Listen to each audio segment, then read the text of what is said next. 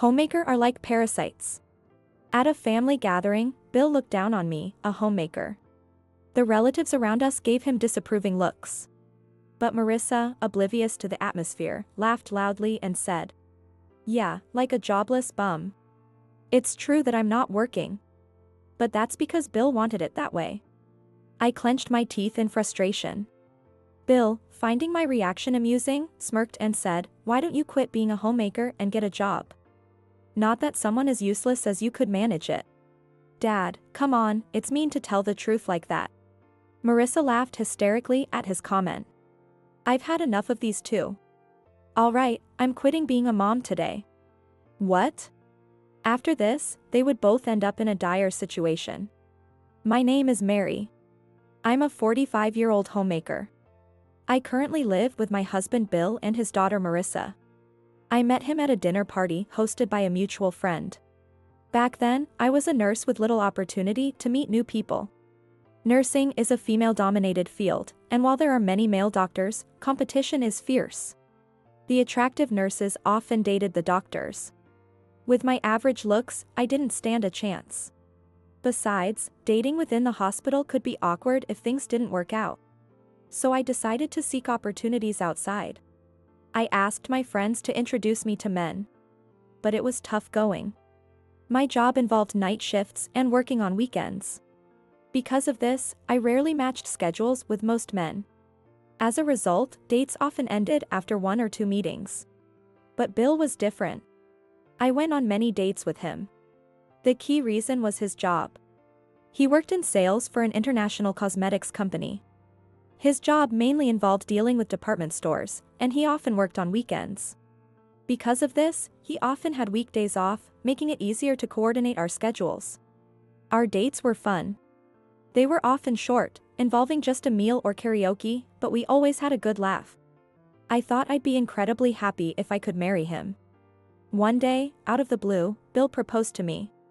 I was so happy I burst into tears. He was concerned about my tears but was overjoyed when I said yes. After introducing him to my parents and preparing for the wedding, he told me he was divorced and had a 10-year-old daughter. His previous wife had suddenly left and never returned. They ended up getting divorced. He asked me to quit nursing and take care of his daughter at home. Marissa was still in elementary school, and he wanted me to take care of her. "I'm really sorry, but I love you, Mary, and I want us to be together." He looked very apologetic. It's not easy to accept a partner with a child out of the blue and agree to marry them. That's why I think he couldn't tell me until the last moment. But I loved him, so I agreed with a smile. I really loved my job as a nurse and thought it was my calling, but I had to give it up. A new life with the person I love. I was looking forward to starting my married life with him. For the next 10 years, I supported Bill and Marissa as a homemaker. To outsiders, our family might seem ideal. A 3-person family living in a house with a yard. And I'm a homemaker. Bill works for an international company, so we appear financially comfortable. But the reality was different. Since we got married, Bill stopped seeing me as a woman. He treated me more like a housekeeper. One morning shortly after we got married, he, looking sleepy, sat silently at the dining table, having just woken up. "Good morning. Breakfast is ready," I said, setting breakfast on the table. Pancakes, scrambled eggs, grilled salmon, and small side dishes. Suddenly, he said, "Hey, wait a minute," stopping me. "What's wrong?" I was surprised when he suddenly called out to me, so I turned around and asked. He glared at me and accused me. "Why are you serving fish for breakfast? What if Marissa eats it and a bone gets stuck in her throat?" Huh? I was bewildered by his comment. It's a valid concern for a small child. But Marissa was in 4th grade. Surely she could handle removing the bones herself. So I argued back. She eats fish for dinner sometimes, and she's in elementary school now, so it's fine. I've already removed the big bones. Despite my explanation, he wasn't satisfied. He looked at me with disgust. "Are you being careless because she isn't your real daughter? Don't slack off just because you're a homemaker." As he yelled, Good morning, Marissa came into the dining room, rubbing her sleepy eyes. His attitude changed instantly, smiling at her. Good morning, Marissa. You're as cute as always. The harshness he showed me moments ago was gone. I watched his quick change in demeanor with cold eyes. He never showed me that smile after we got married, but he lavished it on Marissa. He gently patted her head and talked to her. She smiled as if it were the most natural thing in the world. After showering her with affection, Bill glared at me and spoke in a low voice. Make some meat for Marissa now. Make sure it's good, tender meat. Don't ever slack off like this again. He threw the salmon I made for her into the trash. I was deeply shocked by his sudden action. Hey, what are you doing? That's wasteful. I protested, but he just glared at me. He yelled at me even louder. How dare you talk back to me? You're eating off my money. The only response I expect from you is yes. Marissa also looked at me with cold eyes. I had to endure his anger until he was satisfied. I had no allies here. Yes. I replied, clenching my teeth in frustration. Because of his attitude, Marissa became more and more audacious. She took it for granted to order me around. If I didn't follow her commands, she would throw a fit. Since it would be even more troublesome if she tattled on me to Bill later, I couldn't speak firmly to her.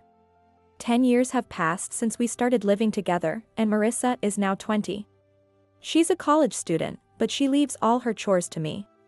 Today, she came back from college with "I'm home" and threw her coat and socks at the entrance. She made no effort to pick them up. Hey. Can you put your laundry in the basket? I pleaded as I hurriedly picked up the things she had scattered. She even threw her rain-soaked clothes on the floor. If I didn't pick them up and wash them quickly, they'd start to smell bad. And the floor would get damp and disgusting. But she responded lazily. Why don't you do it? That's your job as a housewife, right? You're just a bored person with nothing else to do. She changed into her loungewear, leaving more clothes scattered on the floor. She then opened the fridge and started drinking juice straight from a 1-liter carton. This is really troubling. I muttered to myself. Marissa has no sense of propriety. She's rough in her actions, leaving the half-empty carton out. She didn't even bother to put it back in the fridge. As I struggled with this, Bill came home. I'm home. What's all the commotion? He looked puzzled. Marissa ran to him with a smile. Then she said something terrible. Dad. She's being mean to me. Pointing at me. What? He glared at me. I was stunned by her behavior but tried to explain.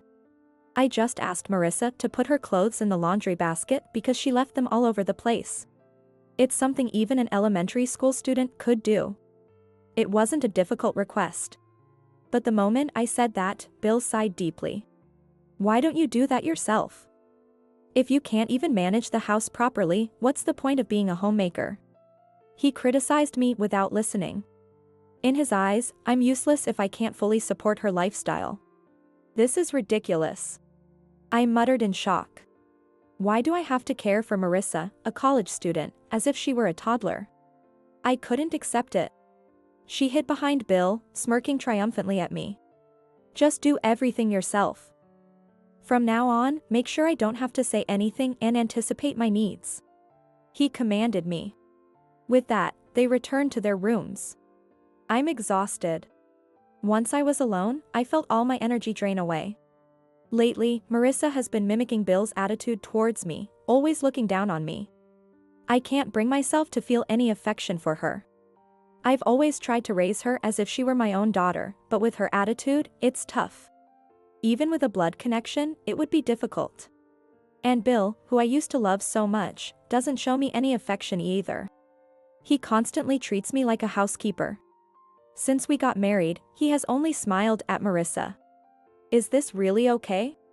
I muttered to myself as I picked up her discarded clothes. Then he suddenly told me. We're going to a family gathering at my parents' house this Saturday.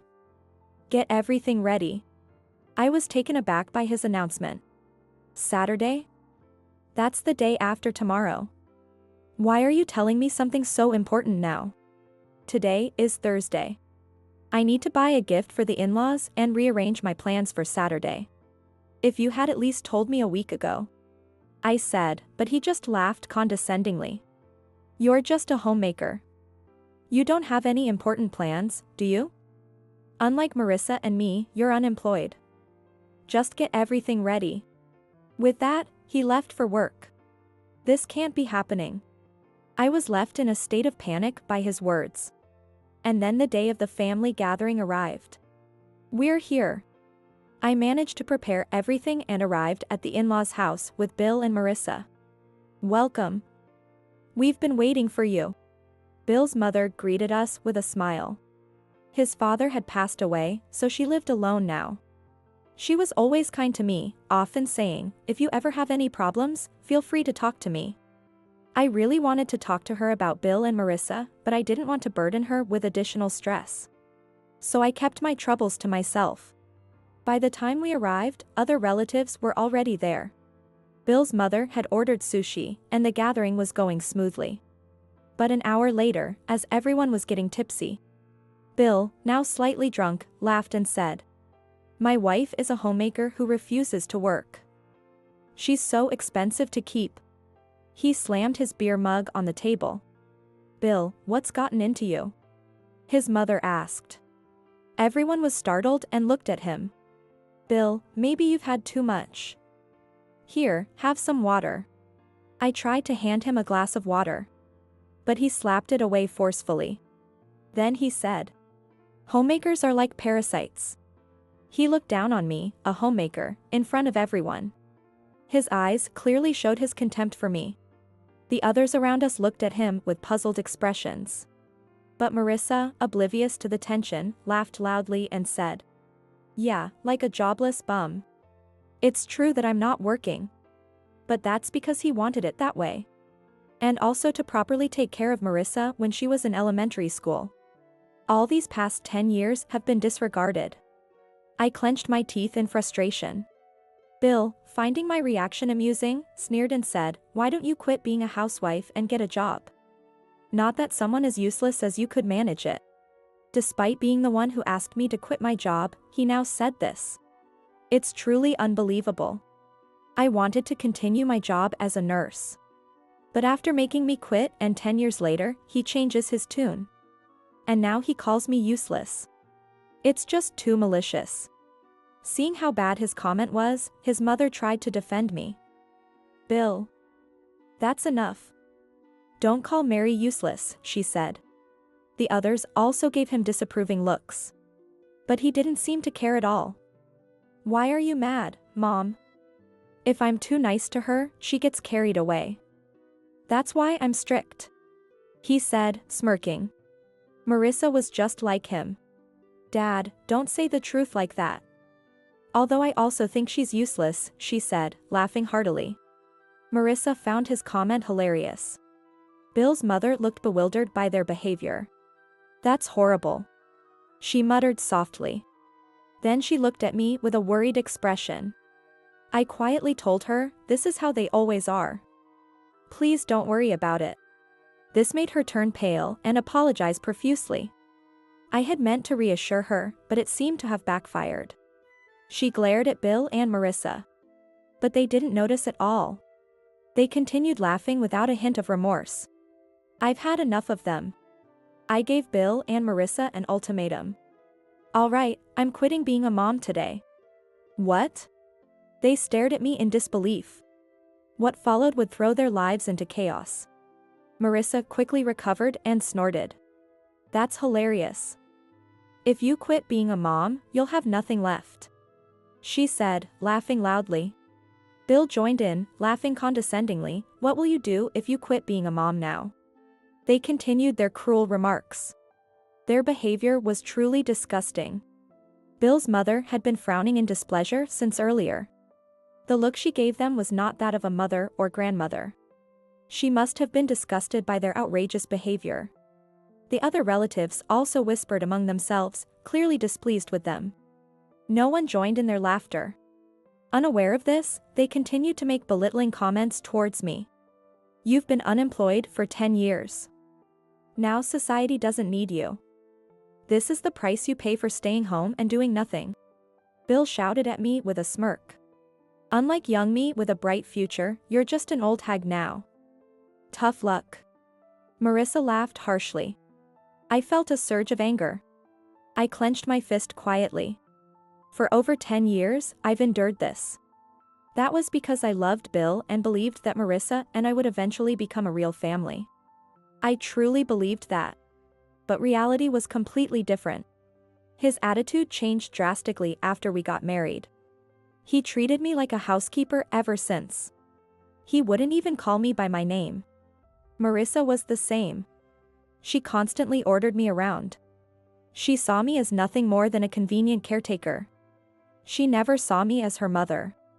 I tried to consider her as my own child and poured my love into her. I attended every school event and woke up early to make her favorite lunches for field trips. But she never once thanked me. She always said, "You're a homemaker, so it's expected. Maybe you should try harder?" Bill never appreciated me either. Who do you think you owe your meals to? You should be kneeling and thanking me. He would say that all the time.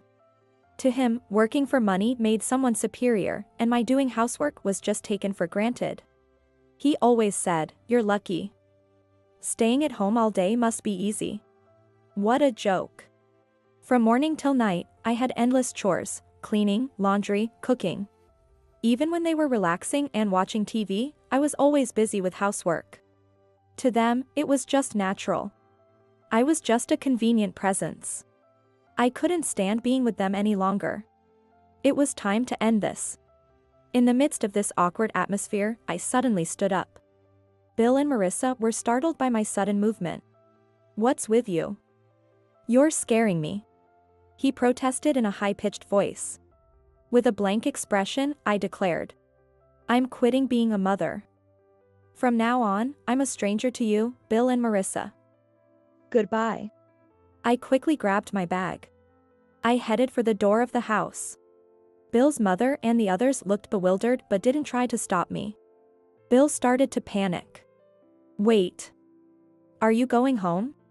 "Yeah. It's rude to leave in the middle of a gathering." "How could you think of going home now?" Marissa looked incredulous. "What are they talking about? Home? I'm not going back to the house we lived in together. I'm going to my parents' house." I replied, half amused. "I don't want to live with them any longer." Bill suddenly shouted in disbelief. "What are you thinking? Running off to your parents' house all of a sudden? What about the house? You're a homemaker." Marissa glared at me. "Yeah. That's so irresponsible. What about my meals and my stuff? You need to take care of that," she demanded. Even now, they're only thinking about themselves. It's truly exasperating. I sighed lightly and replied, "Why don't you figure it out yourselves? Anyway, this parasite is leaving. Bye-bye." I waved my hand dismissively and left. I could hear them shouting something behind me, but I ignored them. I won't be their puppet any longer. They'll regret this for the rest of their lives. I quickly returned to the house we had shared and gathered only my valuables. Although I said I wouldn't go back, I needed my clothes. So I had no choice but to go back for the bare minimum. I had to hurry before they returned. Since I only had clothes, I quickly packed them into a duffel bag. Bill never spent much money on me, so I didn't have many belongings in my room. I'll leave the house key in the mailbox. It's because I won't be using it anymore. During this time, Bill called me several times. My inbox was filled with emails from him, saying things like, "You won't get away with this when you come back. Remember that. And return to my parents' house immediately." There's no way I'm going back to their house. I have no intention of returning home either. There was nothing to lose in my divorce from him. I headed straight to my parents' house. I had informed them beforehand, so my mother welcomed me warmly. My father also looked concerned. My real family consists of just these two. I nearly cried at their kindness. So I began my new life at their house. Life at home turned out to be surprisingly comfortable. No Bill or Marissa giving orders. No more complaints about my cooking or picking up discarded laundry. I could use my free time for job hunting and personal matters. I applied to several promising job openings. Now that I'm single, I can work night shifts. Soon, I received interview invitations. During this time, Bill and Marissa kept calling, but I ignored them completely. Their home must be in chaos by now. They're probably calling because they're in trouble. I have no intention of helping them. Resolutely, I ignored their calls. About 3 weeks later. Since I had been a nurse, I managed to find a new job. It's a full-time position as a regular employee. Despite the 10-year gap, I was worried about whether I could manage. But I have no choice. I steeled myself. The night before my first day at my new job, my mother came into my room with a troubled expression. "What's wrong?" I asked her. She hesitated before saying, "Bill and Marissa showed up at the door." I couldn't turn them away, but I don't know what to do. It was clear she was distressed. Since I'm still technically married to Bill, she probably didn't know how to handle the situation. My father, worried about me, offered, "Do you want me to tell them off?" I didn't want to burden my parents any further. So I reluctantly answered, "I'll go." I needed to settle things with them. I walked to the entrance. Opening the door, I saw Bill and Marissa standing outside the gate. "What do you want now?" I asked coldly. I had no intention of letting them into my parents' house. So when Bill said, "Let us in," "It's cold out here," I didn't open the gate. Instead, I added, "If you have something to say it here. Make it quick." He seemed slightly taken aback by my defiance. He let out a big sigh before speaking. "How long are you planning to laze around at your parents' house? Things are a mess at home." Every word out of his mouth was an insult. He was clearly angry. He probably still believed that everything was my fault, without reflecting on his own behavior. Marissa glared at me and added, "Yeah. The house is a disaster because you're not there. All our clothes are dirty, and we have nothing to wear. Just come back and fix it already." Since I left 3 weeks ago, neither Bill nor Marissa had done any housework. Marissa had left her clothes scattered everywhere. And neither of them had used the washing machine. Bill didn't scold her. Instead, he joined her in leaving clothes scattered everywhere. The living room was apparently filled with dirty clothes. Incredible. 2 grown adults, and this is the state of things? I muttered in disbelief. But he reacted to my comment. "Washing is your job. We left it for you to do. Be grateful and get it done." "Yeah. Do it now. That's all you're good for." Marissa laughed as she spoke. I was taken aback. How long did they think they could continue ordering me around like this? But if I let this go, they'd get their way. I wouldn't allow that. I calmly responded, "I'm not doing any of it. I'm divorcing you, Bill. You'll be hearing from my lawyer soon, so make sure you handle it properly." I spoke clearly and firmly. I didn't want to be manipulated by them any longer. He was not convinced. How can you get a divorce without any income? Someone as useless as you will end up homeless. He laughed derisively. Marissa, still smug, added with a laugh, "Being truly unemployed is tough, huh? Just apologize to Dad and come back home. We'll put you back to work." I had no intention of bowing to their demands. Besides, I already had a job. I smiled brightly and rejected them. I've already secured a new job. So don't worry about me. Instead, worry about living in your own trash heap. What? You already found a job? That was fast. Bill looked frustrated. Marissa was equally dismayed. I thought you'd be crying about not finding a job. This old hag is getting too cocky. She muttered in frustration. I couldn't believe how awful they were, hoping for my misery. As I considered this, Marissa suddenly had an idea. You're my mother, aren't you? You can't just stop being my mother so easily. I'm still a student. She tried to play the victim.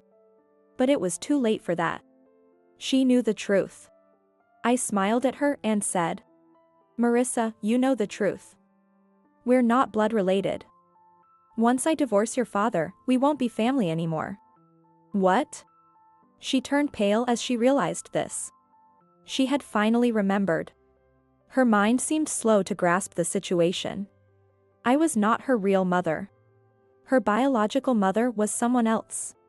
So, once I divorced Bill, we would be strangers. If she had treated me kindly, perhaps I could have felt some motherly affection. But to Marissa, I was just a convenient maid. She always ordered me around and never showed any gratitude. In such circumstances, I had no desire to remain her mother. She looked frustrated, but she couldn't think of any solutions. She just glared at me silently. Bill realized my determination. Now that I had a job, there was no way to avoid the divorce. He looked at me with a frustrated expression. With neither of them saying anything more, I made my final farewell. "Goodbye. We won't meet again." Their faces twisted in anger. Their plan to bring me back to do the housework had failed. And with the divorce, they would have to handle everything themselves. They had to return to their messy house alone. They must be feeling hopeless. Ignoring them, I closed the door. Eventually, we got divorced. At first, Bill resisted, saying, "I won't divorce you. Everything will go back to normal if you come home." There was no way I would go back to being their maid. Through my lawyer, I conveyed that reconciliation was impossible and that if he didn't agree to the divorce, we'd go to court. He probably couldn't handle a court battle either. In the end, he signed the divorce papers. After that, Bill quit his job. It turns out he couldn't handle household chores at all. He didn't even do laundry. As a result, he started wearing dirty clothes. Naturally, his odor at work became unbearable, and his boss repeatedly reprimanded him. Bill, with his misplaced pride, reacted strongly against this. In the end, he quit his job. But even after quitting, he couldn't find a new job. Unable to take care of himself and attending interviews while smelling bad, he didn't get hired anywhere. Even if he found it difficult, Marissa could have done the laundry. But they both had become accustomed to doing nothing. There are many ways to handle laundry, like laundromats or hiring a housekeeper. The fact that they did nothing was entirely their fault. The house mortgage still needed to be paid, and there were Marissa's university expenses. At this rate, they were headed for financial ruin. Marissa called me once. I sighed when I saw her name but answered the call. "Hello?" She started talking rapidly. "Finally, you answered. The house is a mess. It's overflowing with dirty clothes, and it stinks. And Dad quit his job, so we have no income." I was fed up with her still trying to rely on others. "I'm no longer part of your lives. Maybe you should ask your grandmother for help?" I replied with a sigh. She said on the verge of tears. "Grandma has been distant since you left. None of the relatives answer our calls either. Please, help us." Her grandmother was a sensible woman and had been a homemaker herself. Many of the relatives were also homemakers. It was clear what would happen after making such comments. Naturally, people distanced themselves from those who belittled homemakers. I simply said, "Don't call me again. Goodbye," and hung up. Then, I blocked her number. They were bound to struggle even more. Without income, they couldn't cover university expenses. She would likely have to drop out soon. But that was their fault for neglecting household chores. Unaware of this, they would continue to face hardships. 3 years have passed since then. My life has changed significantly. I remarried. Half a year ago, I married a colleague from the same hospital. I never thought I'd date someone from work, but he pursued me actively. Eventually, I gave in. He's a nurse in a different ward. Dedicated and serious about his work. Having been single by choice, he can handle household chores. He's even better at cooking than I am, which amazed me. He always treats me with respect as an individual. "Mary, is fish okay? For dinner tonight," he always asks me while opening the refrigerator. Bill, on the other hand, never did anything and constantly complained about the food I made. He saw me only as a housekeeper. That's why my husband's kindness means so much to me. Being a nurse is tough, but with his support, I'm managing. There will likely be many challenges ahead. But I know I can overcome them with him. I'm determined to keep pushing forward. That's how I feel.